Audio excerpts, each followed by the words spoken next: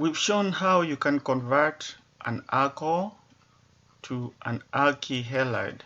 For example, if you're starting with an alcohol, primary, secondary, tertiary, we've shown how to convert it to, let's say, alkyl chloride, alkyl bromide. A specific example, like from here, if I add HBr, you get your alkyl group and a halogen.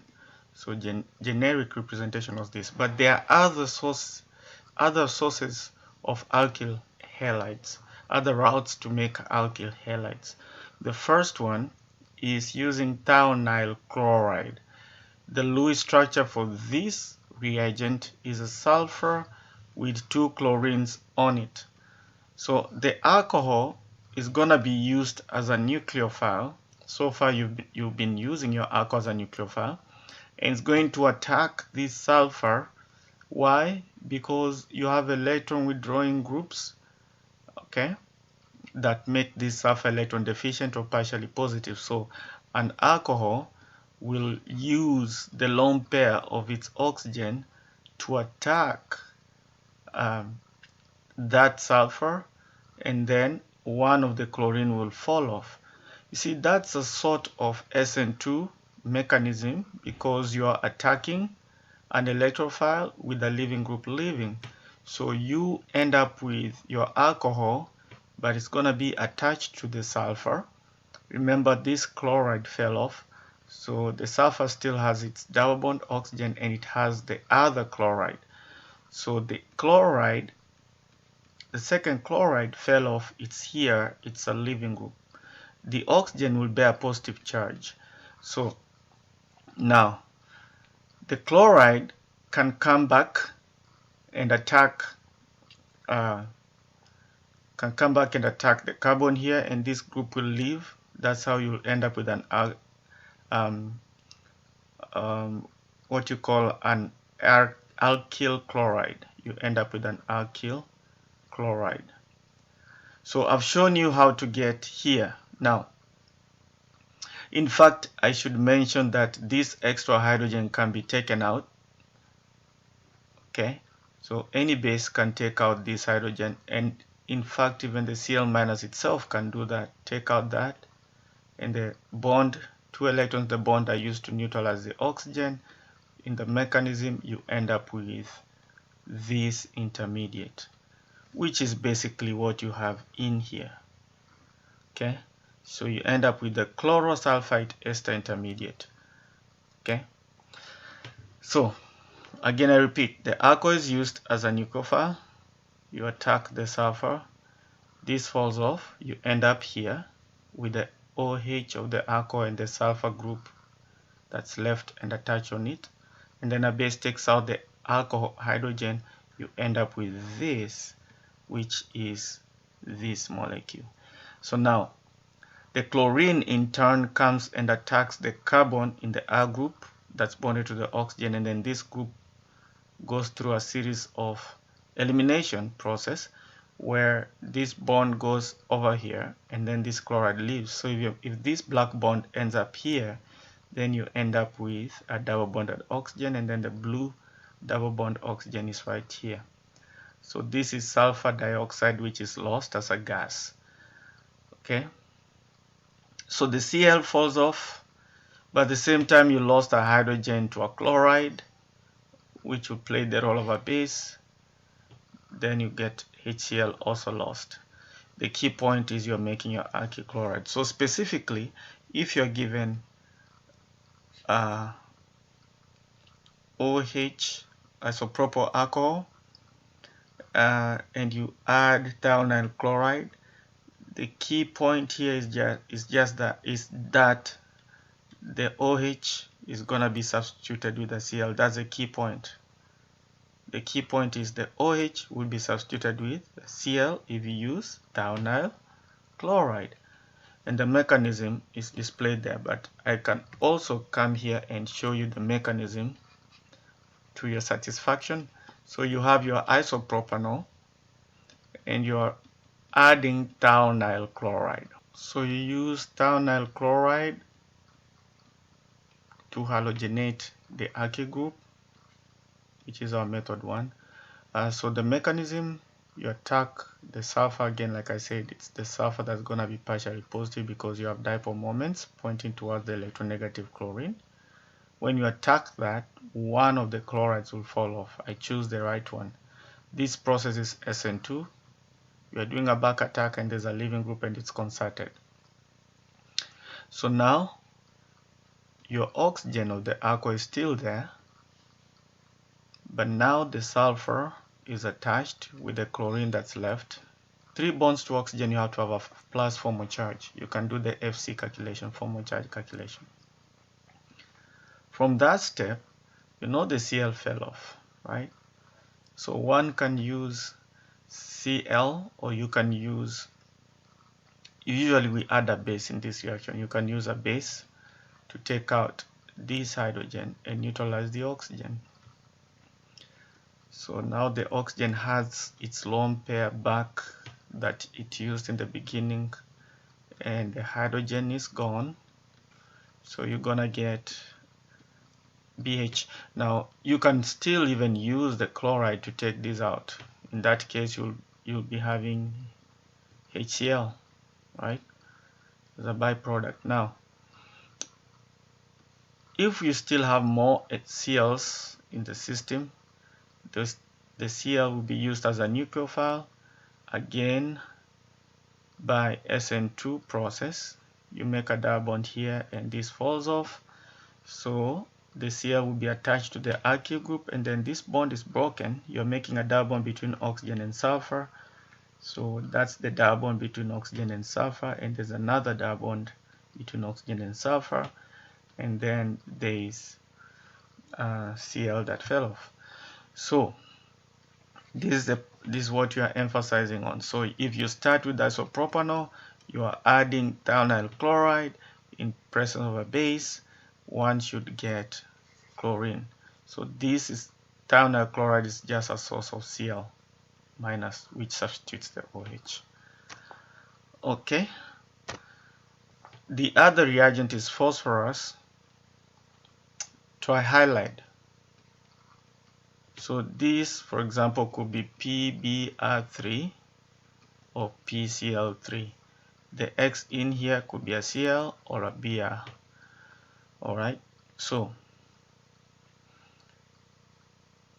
if you have an alcohol, the OH is going to be replaced with the halogen version of the PXL3. So for example, if I start with isopropanol again and I'm adding PBr3, the shortcut you should just get is that this is a source of Br. It's gonna follow a similar process for thionyl chloride. I'm not gonna go into that because it's gonna take much time doing that, and I won't be in much need of your mechanism for this. So the OH eventually will be replaced by the Br. If you're given an alcohol and it's reacting with PCl3 version of it, this time this reagent is just giving you a Cl to replace the OH. That's it. That's all you need to know. Okay? Yes, that's exactly what you need to know. The byproduct is gonna be phosphoric acid, which usually has a high boiling point, and in the lab you could take it out by distillation. So both of these methods are used for secondary and primary alcohols whose reactions with HX is low. None of these methods will react with phenols, as phenols will not lose water. Remember what we said, phenols? In the last class lecture, we said phenols will never do SN2 or SN1. So here we are saying also the phenol will never react with PBr3, PCl3, or thionyl chloride. Won't work. So in such cases in the test, you just need to say no reaction. Because OH should not leave. If OH leaves from the phenol, you're gonna get a plus charge there right? And that area is bent. This carbon right here is sp2, like we said. It should be not sp2, it's sp. That carbon is sp hybridized, so it should be linear. But see the shape on the ring, it's not linear. So that's why the carbocation will not be formed on the ring. Around here, it's not linear. You see, you have two electron domains, a double bond and a single bond is expected to be sp hybridized, which is expected to be linear, but this one right here is bent. So that's why carbocation would be formed in SN1. For SN2, you don't do SN2 on sp2 carbons. You don't do SN2 here. That's sp2. And again, I've just told you PBr3, PCl3, and ternary chloride will not do it with phenols. There are exceptions. So now let's talk about oxidation. So oxidation is defined as addition of oxygens as per your general chemistry.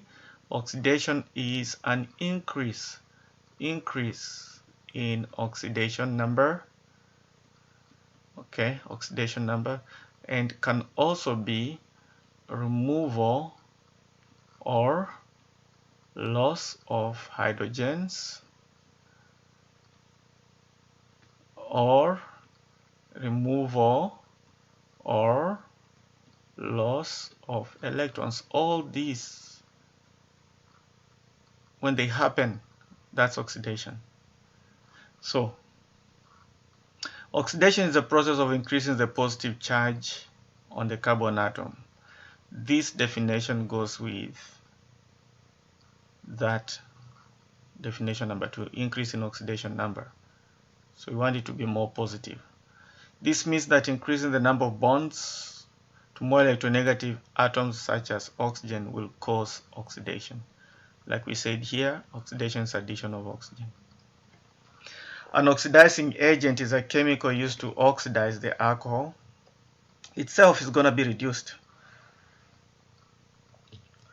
That's going to include what we call Jones reagent, which is just chromic acid or chromium oxides. Okay, it's going to include pyridinium chlorochromate,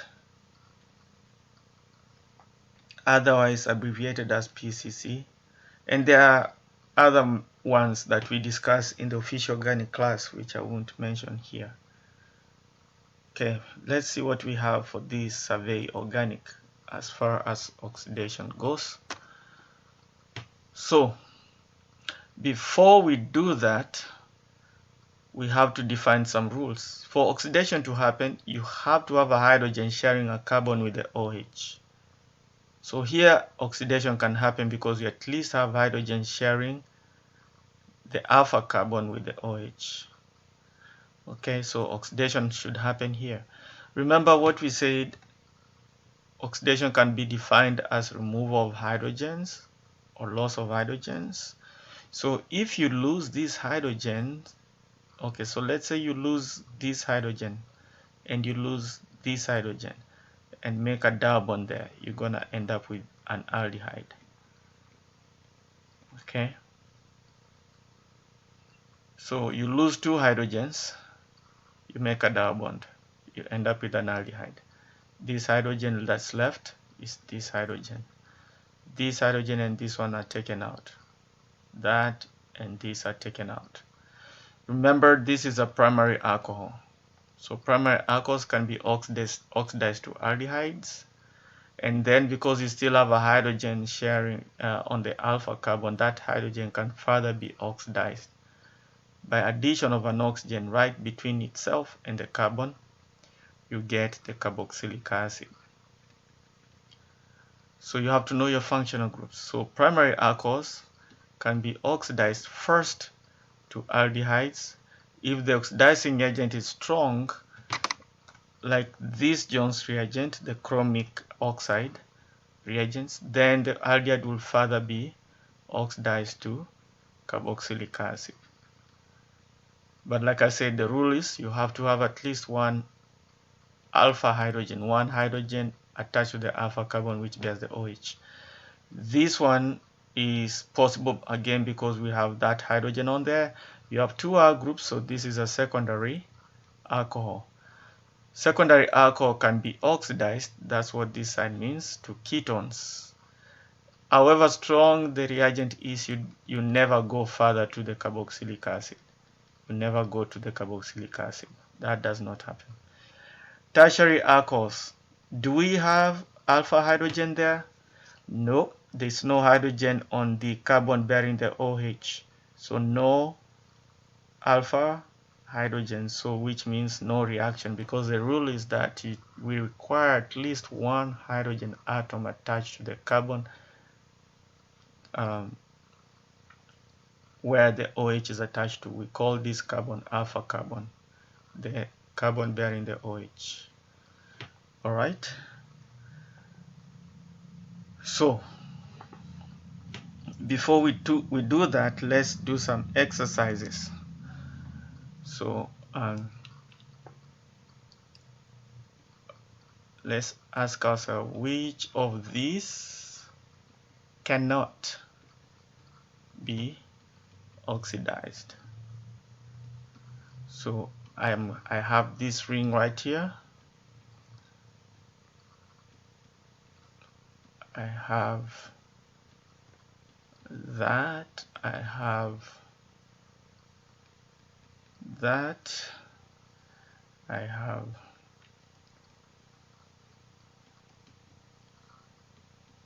that. I have.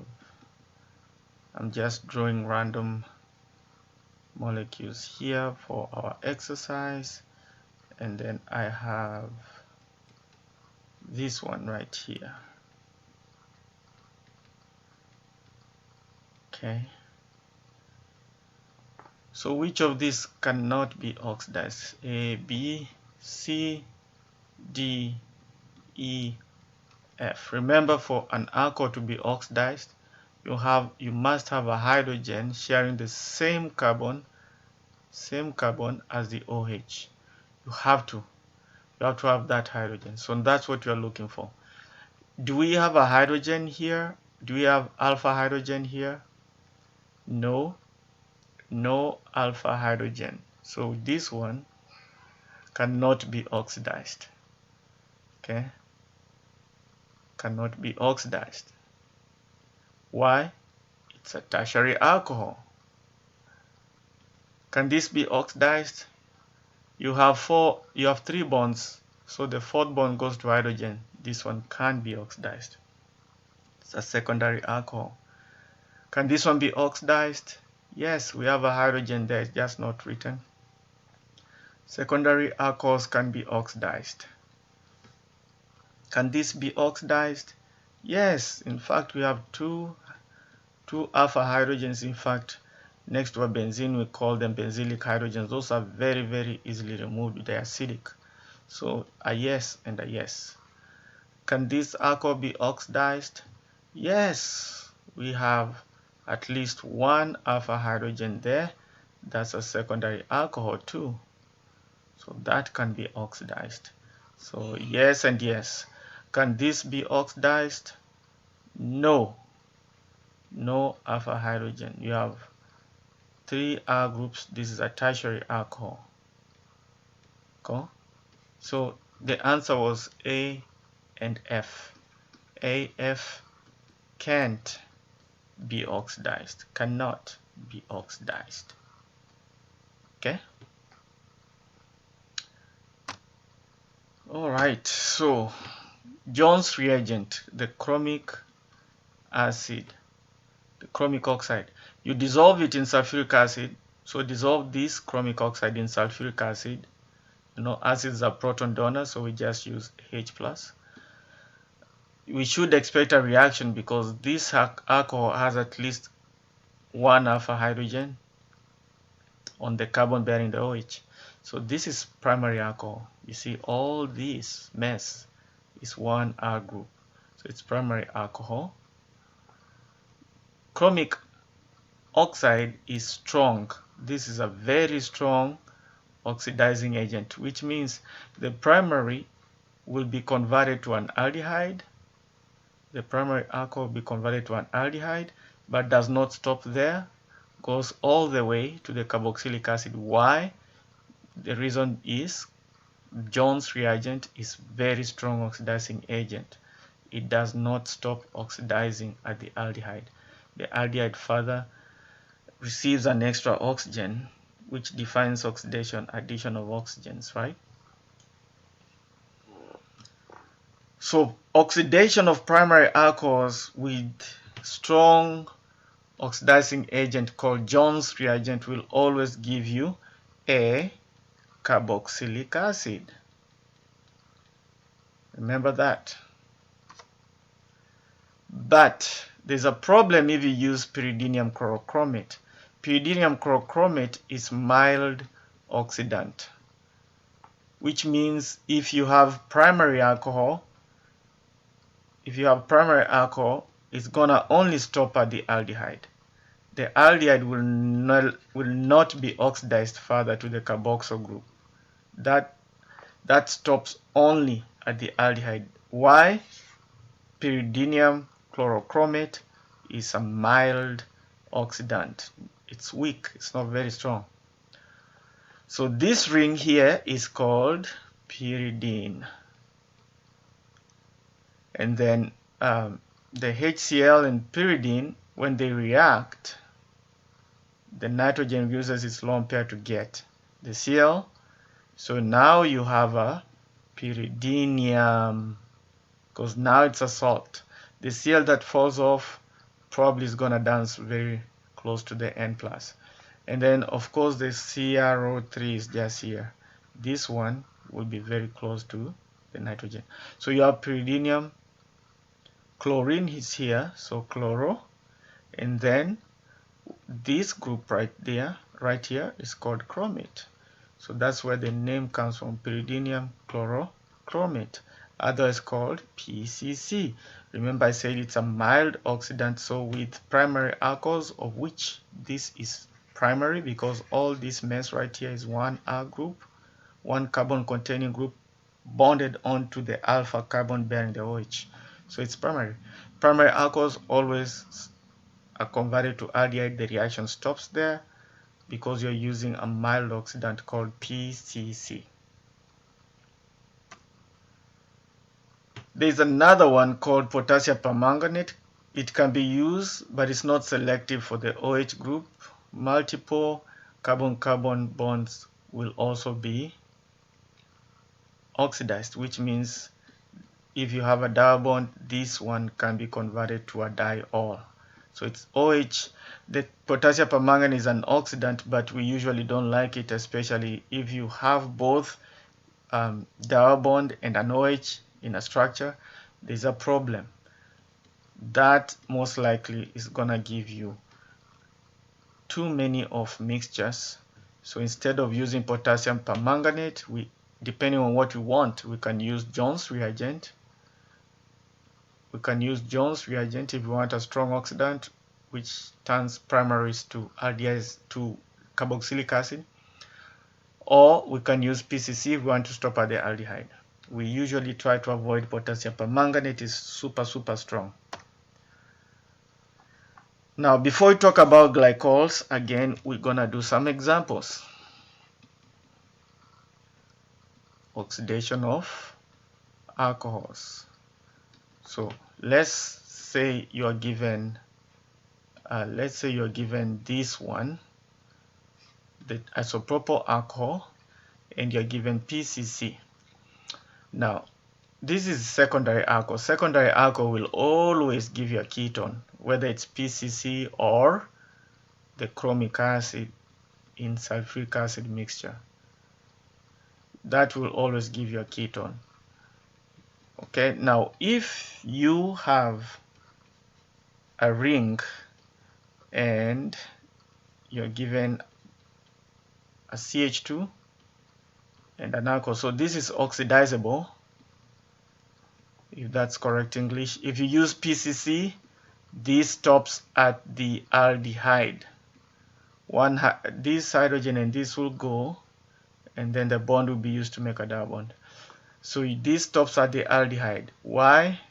Because again we said that PCC is mild oxidant. Okay. If you have the same ring with an OH, but this time you're given Jones reagent. Okay. We know that this strong oxidant, Jones reagent, is strong, super strong. So it's gonna give you the aldehyde, alright? It's gonna give you the aldehyde, but does not stop there. It goes all the way. The final product will be the carboxylic acid. That is what will be the answer, carboxylic acid, because this is strong. Now, if you're given this molecule right here, and you're given PCC or Jones, the answer here is no reaction. Why? There's no alpha hydrogen. This is tertiary alcohol. So tertiary alcohols, no reaction, no oxidation. They are not oxidized because the hydrogen is missing. All you have here are carbons, 3 carbons and an oxygen bonded to the alpha carbon. This is secondary, of course, and that's second. No, this is primary.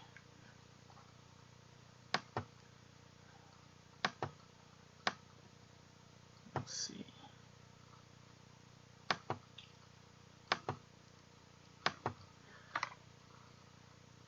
This is primary alcohol. This is primary alcohol. So it should work. They should be oxidized. Now, you have used antifreeze in your vehicles. They are glycols. They are molecules with more than one OH. For example, this molecule here, okay, it has so many OHs, it falls under the class glycols. And some sugars will have so many of these OHs. We'll talk about the sugars if time allows, I think as a last chapter. They are characterized by high boiling points. Why? Because they have so many OHs. You know, the more the OHs you have, the more the hydrogen bonding possible. So if you have too many OHs, then you expect all those OHs to interact between two molecules of the same. So in the intermolecular force, of course, it's hydrogen bonding, right? So you get a lone pair here with hydrogen bonding to this partially positive hydrogen, oxygen is partially negative. So all this H bonding will cause high boiling point, because whenever you're boiling, what you're actually doing, you're breaking intermolecular hydrogen bonds. So the more the hydrogen bonds you have, the more heat energy you're gonna need to break them, the higher the boiling point. Okay. Like I say, glycols are found in nature as carbohydrates and their derivatives. They can help form a lipid molecule, which gives you shape. Otherwise, we'll all be looking like slimes walking around. Alright, so phenols are special alcohols, so one would expect phenol to react as a nucleophile. Phenols will not react the same way as the other alcohols will react to attack this carbon. Instead, they're gonna do electrophilic aromatic substitution like we did, I think, in chapter 5. So the OH has an oxygen with lone pairs on it. So it donates electrons towards the ring by resonance.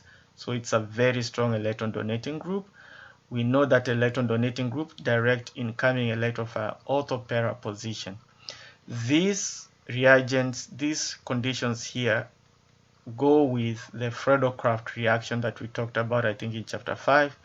In this case, it's Friedel-Crafts acylation. There's Friedel-Crafts alkylation and Friedel-Crafts acylation.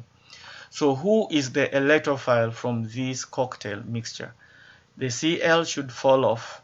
You should have a plus sign on the carbonyl. I told you about that shortcut during that lecture. I'm not going to go back there. So you either going to put this electrophile, okay, this whole thing is going to be the electrophile. You either going to attach it from this carbon onto the ring on the ortho position or the para position. Okay, so if this group ends up ortho, then you're gonna end up with that substituent right there, where this carbon here bearing the carbonyl is this carbon here. Okay, you could as well put it on the left, it doesn't matter. Alternatively, you put the electrophile on the para position, because OH is a very strong activating group, electron donating group, so you'll end up with this structure down here. Which of these is the major? I would expect this will be the major, because right here and right now we have what we call crowding, or special word for it is sterics. So you have steric interaction, so this acetal group might want to be farthest from the OH as possible. So the ortho product will be the minor, but the para product will be the major. Okay. The same phenols can be oxidized in modified Jones reagent. So see, this looks like Jones reagent because you have chromium there. The other one was chromium oxide with sulfuric acid, but this one is chromate. Okay, so it's just the same reagent, just modified. So the double bonds will rearrange, you get double bonds up on OH, down on OH. Okay, and then these guys will rearrange in order for this to happen. Now the mechanism to move from here to here is way beyond your scope. Okay, quinones and hydroquinones are natural alkyl phenols used in redox reaction in what we call electron transport. For those who will take biochemistry, you'll learn about electron transport in the cell membrane, either by hydrogen pump gradient or by ATP. One of the catalysts used, one of the protein used, ubiquinone, contains this moiety that forms diradicals, which are used to transport electrons. But as you can tell, that's a load of biology and chemistry mixed together in biochem. So you learn that when it comes where ubiquinone is used in electron transport chain. Electron transport chain. Biochemists would like to call it ETC in the cell membrane. Okay, thiols. Thiols are analogs or derivatives of alcohols. They are alcohol derivatives because the only difference is the sulfur. So whatever oxygen wants to do, sulfur might want to do it, although in a slower rate, because sulfur is more electronegative. It holds on the electrons stronger. Sulfur is larger than oxygen, so it forms a stable anion. As a result, it's more acidic than alcohol, which means it's going to be less of a nucleophile than the alcohol. So if it's more acidic than the alcohol, you expect that the thiols can lose their hydrogens to a base. So here you are given sodium hydroxide. Obviously this will be a Na plus cation, and then you get OH minus. You can split it apart because this compound is ionic. The active part is the OH part, which is going to be the base species. Takes out the acidic hydrogen, use this bond. The two electrons are attracted towards the electronegative sulfur. You're going to get now 3 lone pairs. Forgot to tell you, you have 2 lone pairs. After donating the 2 electrons from the bond, you will end up with 3 lone pairs, and sulfur will have to have a charge of -1 if you calculate your formal charges. Then the Na plus becomes a spectator ion for the negative charge, and of course the OH minus that accepted this hydrogen makes water as a byproduct. So SH minus is a very good nucleophile. In fact, it's never base. I should say it's nucleophile only, never base, even though it's negatively charged. So if you have KSH, again the negative charge will sit on the sulfur because it's more electronegative, the positive charge on the K. Now you can do SN2 reaction using SH as a nucleophile because it's nucleophile only. Most of the thiols will give you nucleophiles only. So this sulfur can be used to do SN2 back attack. Leaving group leaves, you get a substituted product. So specifically, if I have this and I'm reacting it with KSH or sodium SH, the sulfur will be used as a nucleophile to attack from the backside of this partially positive carbon. This leaves by SN2. We learned SN2 in chapter 6, I think. So you end up with substituted product. So the R group here is sp3 carbon, not sp2, not sp. You don't do SN2 on sp2. So the leaving group was Br minus. So thiols can be used to do SN2. There's what we call vulcanation, I think a process of making rubber to be strong, okay, or modifying rubber. So usually you just take thiols. In this case, you are taking 2 molecules of thiols and oxidizing oxidation. You oxidize the two of them by clicking them together, so you are combining the 2 molecules.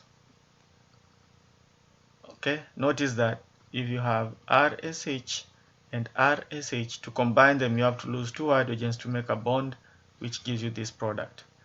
Remember how we defined oxidation? We said oxidation, one of the definition of oxidation was removal of hydrogens. So this is really an oxidation reaction because, where is the slide? Because we are losing these 2 hydrogens in order to create a new bond in between there. So it's oxidation. Now if you want to go back, you do the opposite, is reduction, because reduction is going to be opposite of oxidation. If oxidation was removal of hydrogens, reduction is addition of hydrogens. You make back your 2 thiols. So the oxidant in this case is hydrogen peroxide or molecular iodine. So if you add hydrogen peroxide, it's gonna do it. If you add molecular iodide, it's gonna do it. That's how the industries make their rubber. That ends this chapter. If there's any slight addition, I'll let you know. That ends chapter 7.